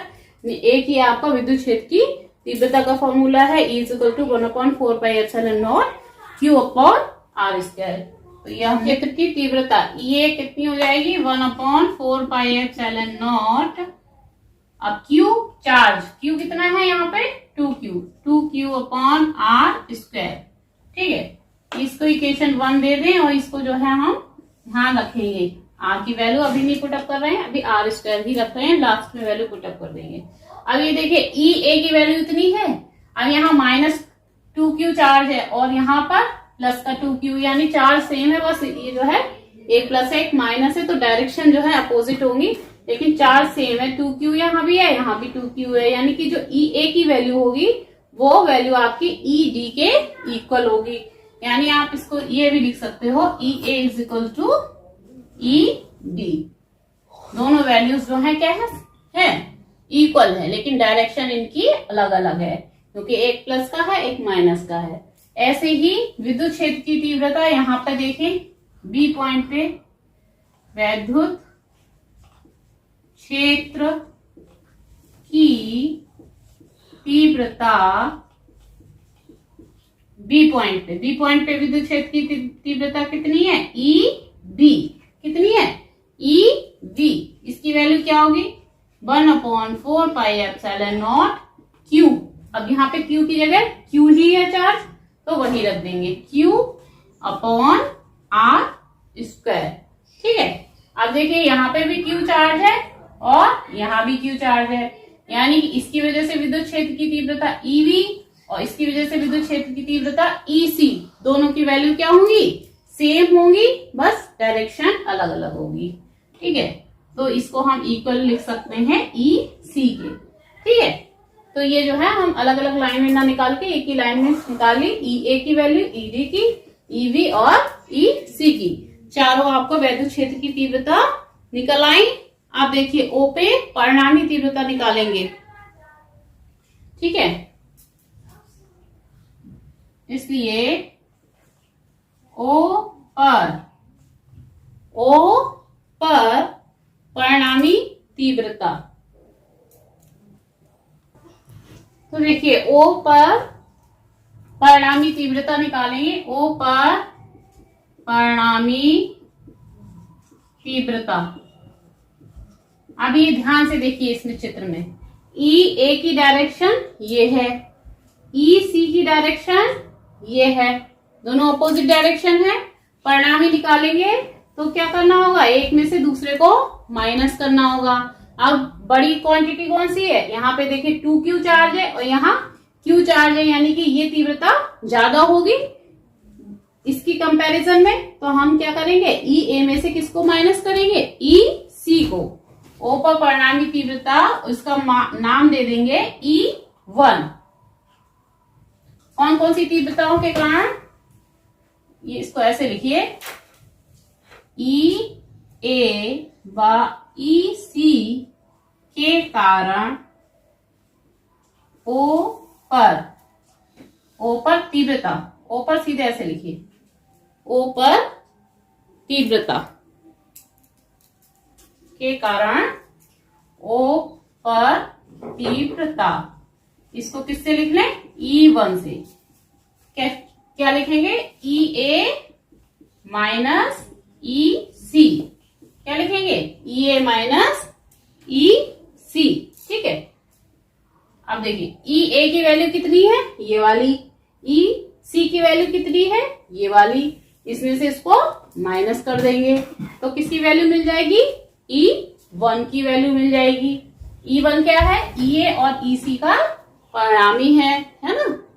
तो ये वैल्यू आपकी आ जाएगी 1/4πε0। ये वैल्यू कितनी है, 2q/r² माइनस ई सी की वैल्यू ये कितनी है, 1/4πε0 q/r²। ठीक है, तो 2q, ये 2 डबल है, ये 2q ये q है, तो ये घटाएंगे तो कितना रह जाएगा, 1/4πε0। 2q में से q जाएगा, क्या रह जाएगा, q/r²। ये वैल्यू E1 की आ गई। अब इसकी डायरेक्शन देखिए बहुत ध्यान से, किधर को होगी। देखिए ई ए की वैल्यू जो है ये आपकी ज्यादा है और ई सी की वैल्यू कम है, तो डायरेक्शन जो परिणामी निकलेगा वो उसकी तीव्रता किस डायरेक्शन में होगी, ई ए डायरेक्शन में। और ई ए की डायरेक्शन क्या है, ओ से ए की ओर। दिशा क्या हो जाएगी, दिशा इसकी क्या होगी, ओ से ए की ओर। ये इसकी डायरेक्शन E1 की निकल आई। ऐसे ही इन दोनों का परिणामी निकालेंगे और ये वैल्यू जो परिणामी निकलेगी E2 निकलेगी। EB तीव्रता और ED तीव्रता के कारण O पर तीव्रता, EB व ED के कारण O पर तीव्रता, इसको किससे लिख दें हम, E2 से लिख दें। किससे लिख दें, E2 से लिख दें। अब इस पे देखिए यहाँ पर कौन सी वाली वैल्यू ज्यादा होगी, ये देखिए यहाँ 2q है और यहाँ q है, यानी 2q की वजह से तीव्रता ज्यादा होगी, यानी कि ed की वैल्यू ज्यादा होगी, eb की वैल्यू कम होगी। तो किस में से किसे घटाएंगे, ed में से eb को घटाएंगे, ed माइनस eb। ठीक है, अब ये वैल्यू फिर से ये वाली रखो, ed की वैल्यू कितनी है, ये वाली वैल्यू किसकी है, ed की 1/4 pi epsilon naught 2q upon R square, और eb की वैल्यू कौन सी है, ये वाली है 1/4 pi epsilon naught q upon R square. ठीक है, अब यहाँ पे फिर देखिए ऊपर जैसे ही टर्म्स आ रहा है, यहाँ 2q अपॉन आर स्क्वायर है, यहाँ q upon R square, 2q में से q जाएगा तो क्या रह जाएगा, q रह जाएगा, यानी ये वैल्यू कितनी आ जाएगी 1/4 pi epsilon naught q upon R square आ जाएगी। अब इसकी दिशा क्या होगी, इसकी दिशा देखिए, तीव्रता कौन सी वाली ज्यादा है, ed ज्यादा है, यानी कि इसकी दिशा भी ed डायरेक्शन ही होगी, यानी o से b की ओर होगी। इसकी दिशा क्या हो जाएगी, इसकी दिशा होगी o से b की ओर। ठीक है, इसकी दिशा होगी o से b की ओर। अब आपकी E1 निकल आई और E2 निकल आई O पर, इन दोनों तीव्रताओं की वजह से का परिणाम ही निकाल लिया, इन दोनों तीव्रताओं का परिणाम ही निकाल लिया। अब इनका परिणाम ही निकालेंगे हम, दोनों कैसी क्वांटिटी हैं, वेक्टर क्वांटिटी हैं, तो वेक्टर क्वांटिटी में रिजल्टेंट कैसे निकालते हैं, ये देखिए इसको हम इरेज कर दे रहे हैं। ठीक है, ये देखिए O पर परिणामी तीव्रता, O पर वैध क्षेत्र की परिणामी तीव्रता, क्या फार्मूला होता है, फॉर्मूला आपने पढ़ा होगा, r equal to √a square plus b square plus 2ab cos theta, वही यहाँ पे लगाएंगे। यहाँ पे r की जगह हम परिणामी लेंगे e, और √ में क्या लेंगे, ab की जगह e1 square plus e2 square plus 2e1 e2 cos theta. Theta क्या होगा, e1 और e2 जो आपकी थी, ये देखिए इस तरह से थी, ये पॉइंट था O, ये था A और ये था B, और ये आपकी E1 थी इधर, और ये E2 की डायरेक्शन थी। ठीक है, इसी तरह थी।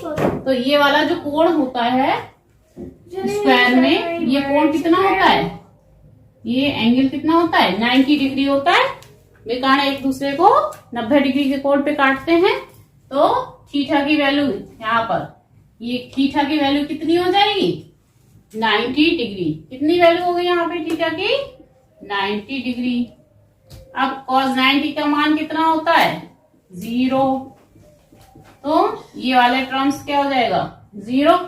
तो E इक्वल टू क्या हो जाएगा, √E1 square plus E2 square is equal to, अब E1 और E2 की वैल्यू हम रख देंगे, दोनों ही वैल्यू देखिए सेम है, E1 और E2 की वैल्यू दोनों ही कैसी है, सेम है, यानी कि हम E1 स्क्वायर प्लस E2 की जगह भी क्या लिख सकते हैं, E1 लिख सकते हैं, जो वैल्यू E1 की है वही E2 की है, तो इसको भी हम क्या लिख सकते हैं, E1 लिख सकते हैं। तो ये कितना हो जाएगा, √2E1 स्क्वायर, यानी E1 बाहर आ जाएगा और √2 जो है उसके अंदर रह जाएगा, E1 अपॉन √2 हो जाएगा। अब E1 की वैल्यू रख दो, कितनी है, 1/4 pi epsilon naught q upon R square into √2। ठीक है, r की वैल्यू हम एक ही टर्म्स में रखेंगे, ये देखिए हमने शुरू में ही निकाल लिया था, पाइथागोरस प्रमेय लगा के, पाइथागोरस प्रमेय से हमने ये शुरू में ही निकाल लिया था।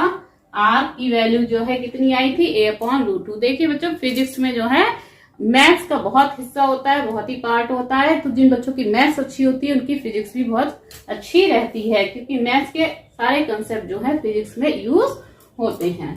ठीक है, तो ये आपकी वैल्यू कितनी हो जाएगी, 1/4 pi epsilon naught q upon R square की वैल्यू कितनी है, ए स्क्वायर अपॉन 2 इंटू √2।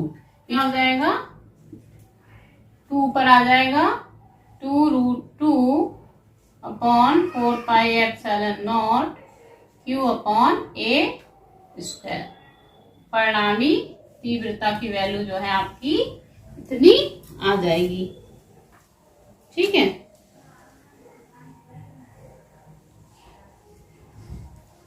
इसको इरेज करिए।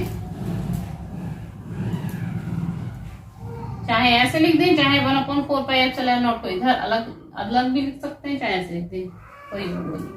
तो ये आपकी परिणामी तीव्रता निकल आई। दिशा निकालनी है, इसमें परिमाण आपका निकल आया ई बराबर इतना। ये आपका आंसर हो गया। दिशा निकालनी है, दिशा के लिए देखिए ये आपकी इस तरह से, ये ओ सेंटर था और ये ई ए थी तीव्रता, और इधर E1 थी और ये E2 थी। तो इनका परिणामी कहीं जो है हमने ये ले लिया थीटा डिग्री के एंगल पे। तो इस थीटा की वैल्यू कैसे निकलेगी, दिशा थीटा बराबर tan inverse E2 upon E1 से निकल आएगी आपकी tan inverse E2 upon E1 की वैल्यू भी क्या है, E1 और E2 की वैल्यू आपस में बराबर है। इसकी जगह E2 लिख लिया, ये कैंसिल हो गया, ये आपका आ गया tan इनवर्स 1, यानी tan इनवर्स को बराबर के इधर लाएंगे तो ये क्या हो जाएगा, tan theta is equal to 1, और 1 वैल्यू किसकी होती है, tan 45 डिग्री की, इसलिए थीटा बराबर कितना हो जाएगा 45 डिग्री। ये आपकी डायरेक्शन निकल आएगी। ठीक है, नेक्स्ट क्वेश्चन देखिए। नेक्स्ट क्वेश्चन बच्चों, नेक्स्ट क्वेश्चन पे आते हैं। सारे ही बहुत ही इंपॉर्टेंट क्वेश्चंस हैं, कंपटीशन के हिसाब से भी, बोर्ड या कोई भी बोर्ड हो उसके हिसाब से भी, तो इनको बहुत अच्छे से आप समझते जाइएगा। देखिए ये है क्वेश्चन, एल भुजा के एक समबाहु त्रिभुज के कोणों पर बिंदु आवेश रखिए। समबाहु त्रिभुज का मतलब क्या होता है, जिसकी चारों भुजाएं आपस में बराबर होती हैं। ठीक, उसकी भुजा कितनी एल है, यानी कि ये हमने बनाया, देखिए इक्विलैटरल ट्रायंगल, तो ये जो है सारी साइड्स क्या होंगी, एल एल होंगी, सेम होंगी। अब इन्होंने क्या कहा है, त्रिभुज के केंद्रक O पर Q आवेश पर परिणामी बल का दिशा और मान ज्ञात करना है। यानी +Q आवेश इसके केंद्रक पे रखा हुआ है। केंद्रक इसका कैसे निकालते हैं, ये जो है यहां से इस पे परपेंडिकुलर डालेंगे, ये इस तरह से, इधर से इस पे इस तरह से, और इस पर इस तरह से। ठीक है, सारे शीर्षों से सामने वाली भुजाओं पे क्या डालते हैं, परपेंडिकुलर। ठीक, लंब। ठीक, और वो तीनों लंब जो है एक पॉइंट पे काटते हैं, उस पॉइंट को हम क्या कहते हैं, केंद्रक। और उस केंद्रक पे जो है वो कितना चार्ज रखा हुआ है, प्लस का Q चार्ज रखा है। कितना चार्ज रखा है, प्लस का Q चार्ज रखा हुआ है। ठीक है, इसको हम नाम दे दे O। ठीक है, O पॉइंट है ये, जहां पर +Q चार्ज रखा है। और त्रिभुज के ABC कॉर्नर्स पे कितने कितने रखे हैं, यहाँ -Q है, यहाँ +Q है, और यहाँ +Q चार्ज रखा हुआ है। इन्होंने क्या कहा है, O पर जो है परिणामी बल Q आवेश पे, जो Q आवेश है उस पे जो परिणामी बल है उसका मान निकालना है, उसकी डायरेक्शन निकालनी है। ठीक है, तब देखिए ये वाला चार्ज, इस चार्ज पे कुछ बल लगाएगा, दो चार्ज है, एक ये Q, ये Q, small q capital Q, इनके बीच में कोई बल लगेगा, कूलॉम्स लॉ से हम निकाल लेंगे बल। ऐसे ही ये वाला चार्ज, ये चार्ज, इनके बीच में भी बल लगेगा, ये चार्ज, इनके बीच में भी बल लगेगा। तो तीनों बल उनके परिणाम निकालेंगे, तो हमें O पर जो है, जो +Q चार्ज है उस पर कितना बल कार्य कर रहा है वो निकल आएगा। ठीक है, अब देखिए A से स्टार्ट करते हैं। A पे कितना चार्ज रखा है, माइनस का Q है, और यहाँ पे क्या है, प्लस का Q, एक माइनस एक प्लस, तो क्या हुआ, force of attraction repulsion. Force of attraction, opposite charges हैं तो फोर्स ऑफ अट्रैक्शन, अगर सेम चार्जेस होते हैं तो फोर्स ऑफ रिपल्सन लगता है, तो इससे फोर्स ऑफ अट्रैक्शन लगेगा। तो देखिए माइनस, और यहाँ पे जो सेंट्रॉइड है वहां पर कितना चार्ज है, +Q, तो -Q और ये +Q है, इसकी वजह से जो बल होगा वो क्या होगा, फोर्स ऑफ रिपल्सन बताया, वो फोर्स ऑफ अट्रैक्शन बताया, अपोजिट चार्ज है तो उसकी डायरेक्शन क्या हो जाएगी, ये इस साइड में डायरेक्शन होगी। ठीक है, अगर ये सी पॉइंट लिया है तो ये बल हम अगर ले लेंगे इसको F3 की डायरेक्शन ये होगी। ये ए पॉइंट है, इसकी वजह से अगर हम इन दोनों के बीच में जो बल निकालेंगे उसको F1 ले लेंगे, उसकी डायरेक्शन क्या होगी। अब ये देखिए यहाँ प्लस क्यू चार्ज है और यहाँ भी प्लस क्यू चार्ज है, दोनों सेम चार्ज है, यानी कि फोर्स ऑफ रिपल्सन लगेगा, एक दूसरे को ये रिपेल करेंगे। तो ये डायरेक्शन F3 की F1 ये जो है ए पॉइंट के कारण F1 ले ली, इसकी डायरेक्शन क्या हो जाएगी, इस धर की ओर हो जाएगी। ऐसे ही देखिए बी पे प्लस क्यू चार्ज है और यहाँ भी प्लस क्यू है, तो यहाँ भी रिपेल करेंगे दोनों एक दूसरे को। तो यहाँ पे भी जो बल होगा आपका ये आप ले लो F2, बी की वजह से है, तो इसकी भी डायरेक्शन क्या हो जाएगी, इस तरह से हो जाएगी बाहर की ओर। ठीक है, तो ये तीनों आपके F1, F2, F3 पता लग गए, इस पर इनकी डायरेक्शन मालूम चल गई। अब इनकी वैल्यूज निकालेंगे और उनका परिणाम ही निकालेंगे। तो O पर जो चार्ज प्लस क्यू रखा है उस पर कितना बल कार्य कर रहा है वो हमें निकल आएगा। तो अगर दो चार्ज होते हैं उनके बीच में बल जो है कूलाम के नियम से निकालते हैं। बल क्या होता है, F equal to 1/4 pi epsilon naught Q1 Q2 upon R square. अगर दो चार्ज Q1 Q2 है, एक दूसरे से R डिस्टेंस पे रखे हैं, तो उनके बीच जो बल कार्य कर रहा है वो क्या होता है, F equal to 1/4 pi epsilon naught Q1 Q2 upon R square. Coulomb का नियम ये तो आपका अच्छे से लर्न हो गया होगा ना। ठीक है, तो वो कूलाम का नियम ही हम यहाँ पर लगाएंगे और F1, F2, F3 की वैल्यूज फाइंड आउट करेंगे। ठीक है, अब देखिए वैल्यू निकालने के लिए हमें सपोज F1 निकालना है। ठीक है, F1 ए पर स्थित प्लस क्यू चार्ज के कारण O पर स्थित प्लस क्यू चार्ज पर बल F1। ठीक है, इसको हम F1 लेंगे, कितना होगा 1/4 pi epsilon naught Q1 Q2 upon R square. तो यहाँ पे एक प्लस क्यू है स्मॉल और एक कैपिटल क्यू है, यानी Q अपॉन R स्क्वायर। अब ये देखिए दोनों के बीच की दूरी, ये वाली दूरी हमने मान ली R है, OA कितनी मान ली, R है, R स्क्वायर हो जाएगा। ठीक है, अब जो है F1 की वैल्यू निकालने के लिए हमें R की वैल्यू पता होनी चाहिए। ये तो मालूम है L है, R की वैल्यू पता होनी चाहिए, तभी हम F1 की वैल्यू फाइंड आउट कर पाएंगे। तो देखिए ये R की वैल्यू यानी कि OA की वैल्यू हम कैसे निकालेंगे, तो इसको बहुत ध्यान से देखिएगा बच्चों।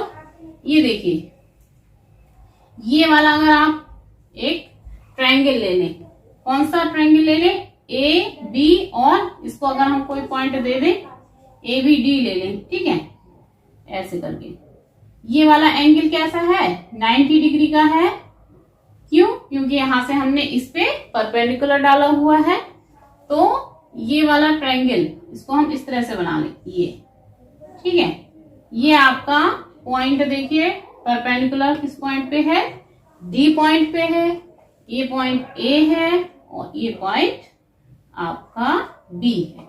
ठीक है, ये 90 डिग्री का एंगल है।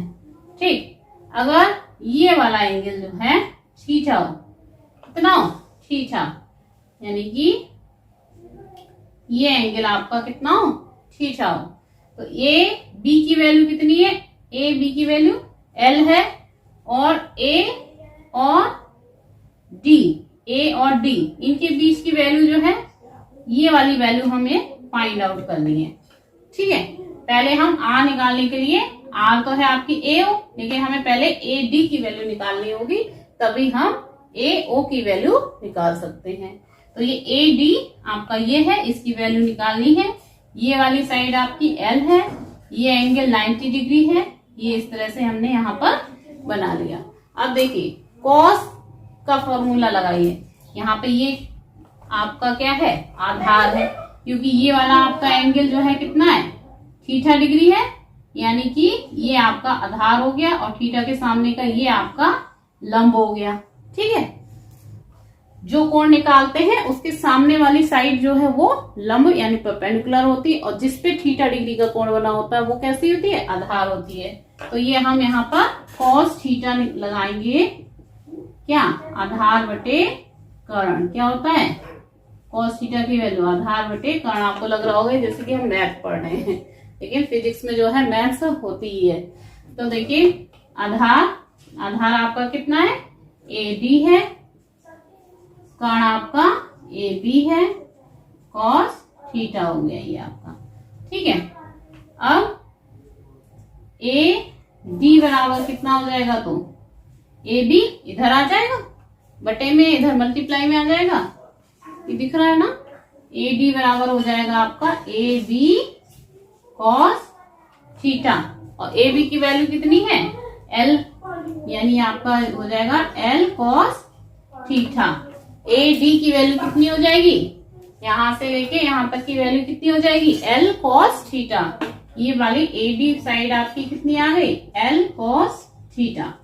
ठीक है, अब हमें निकालना है क्या है, AO, ये हमने R माना हुआ है, AO निकालना है आपको।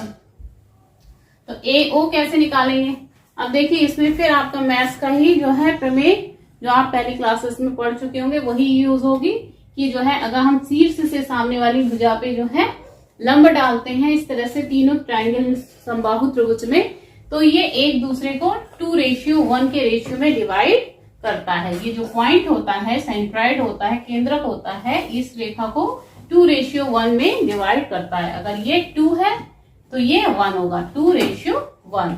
तो हमें AO निकालना है, तो AO कितना हो जाएगा, AO हो जाएगा AD का 2/3। कितना हो जाएगा, 2/3। ये 2:1 है, टोटल ये आपका 3 हो गया। तो ये AO की वैल्यू क्या हो जाएगी, AD की 2/3 हो जाएगी। ठीक है, यानी AO बराबर 2/3 AD, और AD की वैल्यू कितनी निकाली थी आपने, L cos थीटा, यानी आपकी वैल्यू कितनी हो जाएगी, AO यानी कि R कितना हो जाएगा, 2/3 L cos थीटा। कितना हो जाएगा, 2/3 L cos थीटा। ठीक है, 2/3 L cos थीटा। अब थीटा की वैल्यू भी देखिए यहाँ पे, थीटा कितना होगा, ये समबाहु त्रिभुज है, यानी सारे एंगल कितने कितने डिग्री के हैं, 60 डिग्री के हैं, यानी कि ये थीटा कितना हो जाएगा, 30 डिग्री हो जाएगा, इसका हाफ हो रहा है। ये 90 डिग्री है, ये आपका 60 डिग्री है, 90 60, और ये कितना रह जाएगा इधर 30 डिग्री होगा। ट्रायंगल में तीनों कोणों का योग 180 अंश होता है। ये 90 डिग्री है, समबाहु त्रिभुज है, तो बी पे एंगल 60 डिग्री है, तो ये वाला एंगल कितना हो जाएगा आपका 30 डिग्री हो जाएगा। यानी कि यहाँ पे आप लिख सकते हो 2/3 L cos 30 degree, 2/3 L cos 30 degree की वैल्यू कितनी होती है, 1/√3/2। कितनी होती है, √3/2 होती है। तो ये देखिए 2 से 2 कैंसिल हो जाएगा, और ये आपका √3 से ये 3 कैंसिल हो जाएगा। कितना हो जाएगा, L/√3 हो जाएगा। कितना रह जाएगा, L/√3। ये R की वैल्यू, R की वैल्यू आपकी कितनी आ गई, L/√3। नीचे का हटा लीजिए, R की वैल्यू कितनी आ गई, L/√3। ठीक, ये वाली वैल्यू कितनी आ गई, L/√3। जितनी AO होगी उतनी ही BO होगी, उतनी ही CO होगी। तीनों डिस्टेंसेस आपस में इक्वल होंगी, और कितनी होगी, L/√3। ठीक है, ये आपको क्लियर हुआ। इसमें सारा मैथ्स के सारे प्रमेय और फॉर्मूले सारे यूज हो रहे हैं। ठीक है, तो जिनकी ट्रिग्नोमेट्री बढ़िया होगी उनको तो कोई दिक्कत नहीं आएगी बिल्कुल भी। तो R इक्वल टू क्या हो जाएगा, L/√3। ठीक, यानी कि ये वाली वैल्यू कितनी हो जाएगी, 1/4πε0 Q इंटू Q, और R की जगह क्या लगा दें, L/√3 का होल स्क्वायर। 3 ऊपर आ जाएगा, 1/4πε0 √3 का स्क्वायर क्या हो जाएगा, 3QQ/L स्क्वायर। ये वैल्यू काय की आ गई आपकी, F1 की वैल्यू। ठीक है, F1 की वैल्यू निकल आई। अब F2 की वैल्यू निकाले हम। F2 ये आपका 1/4πε0। अब यहाँ F2 है, तो देखिए F2 के लिए चार्ज आपका एक ये प्लस Q और ये यहाँ पर प्लस Q, यानी सेम ही चार्ज है। यहाँ भी प्लस क्यू, यहाँ भी प्लस क्यू। जैसे कि इस पे लिए थे क्यू और क्यू, ऐसे ही क्यू और क्यू सेम ही चार्ज हैं, तो इसकी वैल्यू भी इतनी ही होगी। F2 की वैल्यू कितनी होगी, जो वैल्यू ये निकल के आई है वही आपकी इसकी आ जाएगी। ठीक है, F2 भी निकल आया। अब F3 पे आ जाइए। ठीक है, और ये दोनों ही बल कैसे होंगे, यहाँ भी प्लस है यहाँ भी प्लस है, यानी कि ये बल कैसे होंगे, दोनों प्रतिकर्षण बल होंगे, प्रतिकर्षण बल होंगे, ये भी और ये भी। तीसरा एक F3 और निकाल लीजिए, फिर परिणामी निकाल लीजिएगा। ठीक है, तो क्वेश्चन आपका हो जाएगा सॉल्व। तो यहाँ ये हटा देते हैं। ये आपका F1 निकल आया, F2 निकल आया। अब F3 बराबर 1 फिर वही कूलाम का नियम लगा दो, 1/4πε0 Q1 Q2 upon R square. अब यहाँ पे F3 के लिए माइनस क्यू है और ये क्यू है, तो Q अपॉन R स्क्वायर की जगह L अपॉन √3 का स्क्वायर लग जाएगा। ठीक है, तो इसकी वैल्यू कितनी आ जाएगी, इसकी वैल्यू भी आपकी ये निकलेगी, सेम ही आएगी, बस चिन्ह अलग है। ये आ जाएगी आपकी 1/4πε0 3Q अपॉन R स्क्वायर। लेकिन ये बल कौन सा होगा, ये बल होगा आपका आकर्षण बल। कौन सा बल होगा, आकर्षण बल। ठीक है, तो तीनों की ही वैल्यूज जो है सेम ही आ गई है। अब ये देखिए F2 और F1 इनका परिणामी किधर को होगा, इधर ही होगा, F3 वाली डायरेक्शन में ही होगा। F2 और F1 का परिणामी, ठीक है, F2 और F1 का परिणामी, इसकी डायरेक्शन जो है आपकी, हम मान ले ये इधर मान ले F डैश है, F1 इधर है, F2 इधर है, इनका परिणामी ये F डैश मान ले। ये देखिए इधर हम बना देते हैं, ये आपका F2 है, ये F1 है, इनका परिणामी हमने F डैश ये ले लिया। ठीक है, F डैश ये ले लिया थीटा डिग्री के एंगल पे। ठीक है, तो इनका परिणामी के लिए आपका फॉर्मूला जो अभी पिछले वाले क्वेश्चंस में लगाया था हमने, वही सेम ही फॉर्मूला लगाएंगे। F1 एंड F2 का परिणामी बल F डैश बराबर अंडर क्या, अगर दो वेक्टर क्वांटिटी होती तो ऐसे F1 square plus F2 square plus 2F1 F2 cos theta, 2F1 F2 upon cos theta. अब cos थीटा की वैल्यू यहाँ पे देखिए कितनी होगी, ये वाली दोनों बलों के बीच की का एंगल कितना होगा, ये वाला एंगल आपका, ये देखिए ये वाला ट्रायंगल है, इसमें देखिए ये 60 डिग्री है, और ये वाला आपस में जो आमने सामने के जो एंगल होते हैं किसी चतुर्भुज में, तो वो क्या होता है, दोनों का योग कितना होता है, 180 डिग्री होता है। तो ये आपका ये वाला कितना है, 60 डिग्री है, तो ये वाला कितना हो जाएगा, 120 डिग्री का कितना एंगल हो जाएगा, 120 डिग्री का हो जाएगा। ठीक है, तो ये आपका cos थीटा की जगह हम कितना लिख दें, 120, ये आपका हो जाएगा √F1 स्क्वायर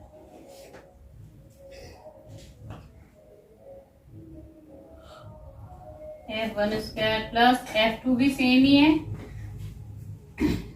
F1 स्क्वायर ले लें प्लस 2, इसको हम अगर हम F भी मान सकते हैं, जैसे ये F1 की वैल्यू है वही F2 की है, तो इसको हम इक्वल अगर हम Fm एज्यूम कर लें, सेम ही वैल्यू है तो उसको हम F मान लें, तो यहाँ पे सिर्फ F1 की जगह F, F2 की जगह F रख दो, 2F इंटू F cos 120, इसकी वैल्यू कितनी होती है, cos 120 डिग्री की वैल्यू, इसकी वैल्यू कितनी होती है, माइनस की 1/2, कितनी होती है, माइनस की 1/2, 2 से 2 कैंसिल हो जाएगा, ये आपका हो जाएगा F1 इस ये नीचे का इरेज कर दूं,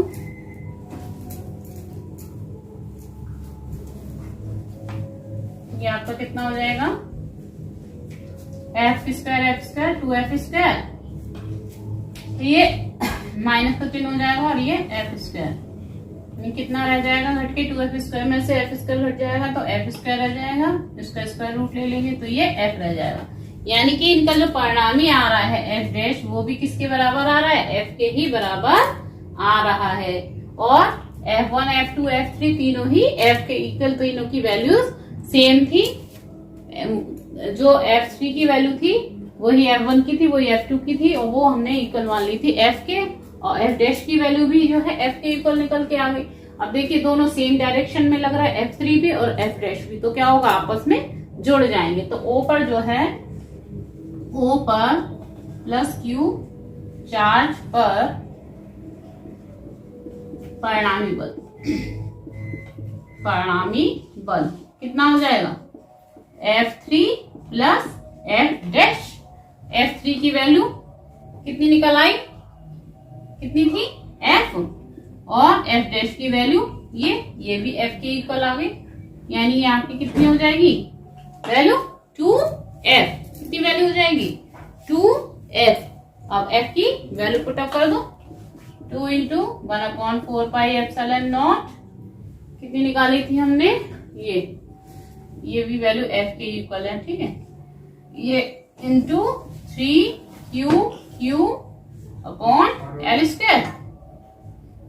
ये 2 से ये कैंसिल हो जाएगा, ये आपका कितना हो जाएगा 3, ये आपका हो जाएगा 3/2 1/πε0 और Q अपॉन L², ठीक है।